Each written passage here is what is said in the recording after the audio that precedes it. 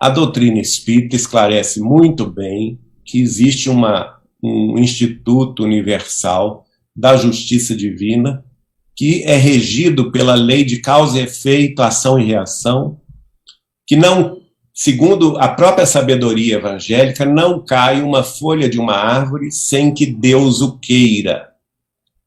E que nós estamos aqui num processo de resgate, espiando as nossas faltas passadas, de passadas existências, ou então sendo submetidos à prova se os conhecimentos que nós já adquirimos, tanto de outras vidas quanto no mundo espiritual, antes de reencarnar, se nós podemos exemplificá-los pela prova dos 9, se nós podemos tirar a prova dos 9.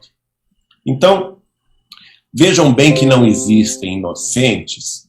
Vocês sabem que o dia que a Rússia iniciou a invasão da Ucrânia, que é o dia 24 de fevereiro, vocês sabem o que este dia lembra na história da Ucrânia? Algum de vocês sabe? Não.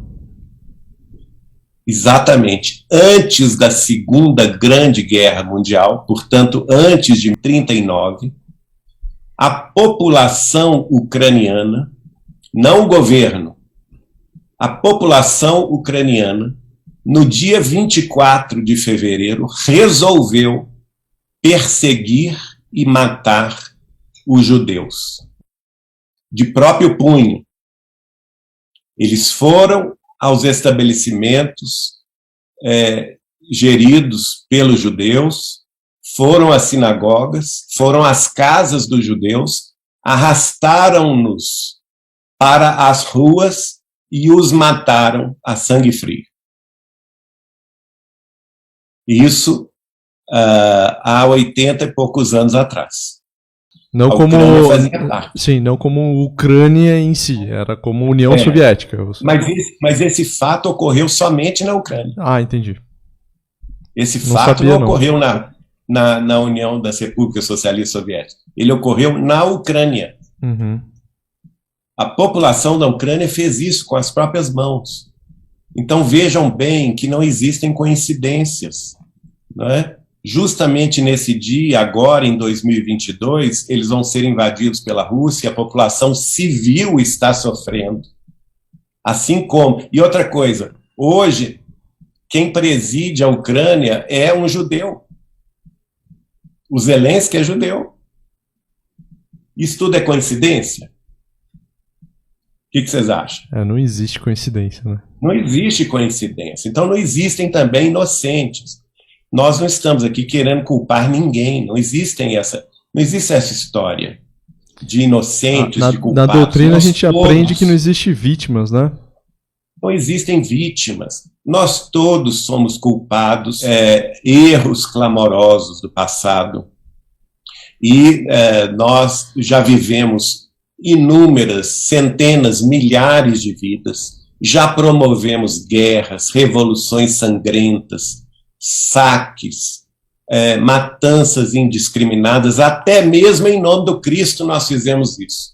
Então, minha gente, não vamos achar que nós não temos nada com o pacto. Nós temos, sim, responsabilidade. Eu tenho visto muita gente que fala assim, mas eu sou uma pessoa tão boa, não é? E moro aqui no Brasil, o que eu tenho com isso? Lá na Europa, da guerra, e eu vou pagar o pacto? Porque os grandes governantes militarizados, ou que têm o poder militar, o poder atômico, se eles resolvem fazer a terceira guerra, o que eu tenho com isso? Olha, nós temos muito com isso. Nós nascemos aqui por uma razão. Mas, ao mesmo tempo, segundo Kardec, ela acelera o progresso. Acelera o progresso. O mal é necessário. Está no livro da Gênese. Está no livro da Gênesis. Se as nações conseguirem suportar a pressão dos próprios problemas, e, gente, isso é de uma sabedoria, assim, estelar. Chico Xavier, como sempre, tem uma sabedoria estelar. Por quê, gente? Porque todas as nações terrestres têm as suas questões, os seus problemas. O Brasil tem os seus, os Estados Unidos têm os deles, a Rússia tem os deles e a Ucrânia tem os deles. Então, a questão é suportar a pressão dos próprios problemas e buscarem o caminho da paz.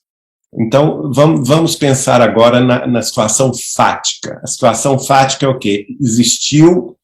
Existe uma invasão russa na Ucrânia, um país vizinho, e a Ucrânia está sendo vítima dessa invasão. Muito bem.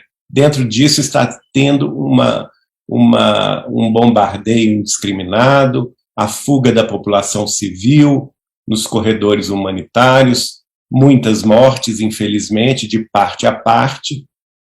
E os russos também, por seu lado, não estão conseguindo dominar a Ucrânia muito fácil, não. Eles achavam que eles iriam lá, em 2, 3 dias resolveriam a questão, e já tem quase 3 semanas e não resolveram.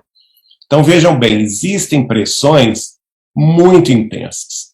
O que o Ocidente fez com a Rússia? Fez uma série de retaliações econômicas e financeiras, a ponto tal do rublo russo, que é a moeda da Rússia, despencar a valores nunca vistos antes em relação ao dólar norte-americano, em relação ao euro e às outras moedas do mundo.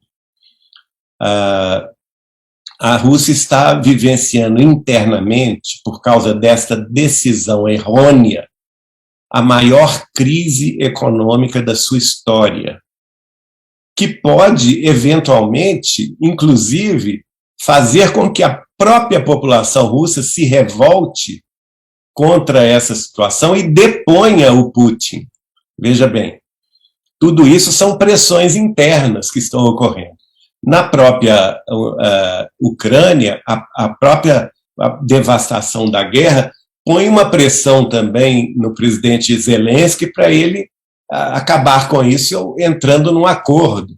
Então, vejam bem, as forças, embora nós estejamos vendo um cenário bastante negativo de guerra, mas as forças das pressões internas das próprias nações acabarão por fazer com que elas sentem na mesa de negociação para buscar um acordo de paz. Assim foi feito nas guerras mundiais, assim foi feito em todas as guerras do mundo. Existe um ápice de sofrimento suportável, a partir do qual os próprios envolvidos nessas guerras procuram o caminho da paz, porque sabem que, se não procurarem o caminho da paz, verão a situação pior. Eu fico meditando também, porque antes dessa guerra começar, havia uma conversa, e essa conversa era bastante reiterada, de que a China poderia invadir Taiwan, que, segundo a concepção chinesa, era um território chinês que havia se desgarrado na Segunda Guerra Mundial e se transformado num país independente, que é Taiwan. Para os chineses é Formosa, é um estado da China. Então havia essa pressão também da China invadir Taiwan e tomar Taiwan para si. E depois de ver o insucesso que a Rússia está vivenciando, o insucesso econômico, financeiro, o desastre econômico-financeiro que a própria Rússia está vivenciando hoje, talvez os dirigentes da China, do Partido Comunista Chinês, avaliando as reações do Ocidente contra a Rússia, vão colocar na balança que não vai valer a pena eles invadirem Taiwan e sofrerem as mesmas pressões ou os mesmos limites econômico-financeiros, uma vez que o mundo inteiro é cliente da China e a maior parte dos seus produtos vai justamente para o Ocidente. Então, veja, é um processo que se autorregula, não é? Nas grandes crises. As grandes crises, elas acabam por forçar a paz, por forçar um acordo de paz, por caminhar para um entendimento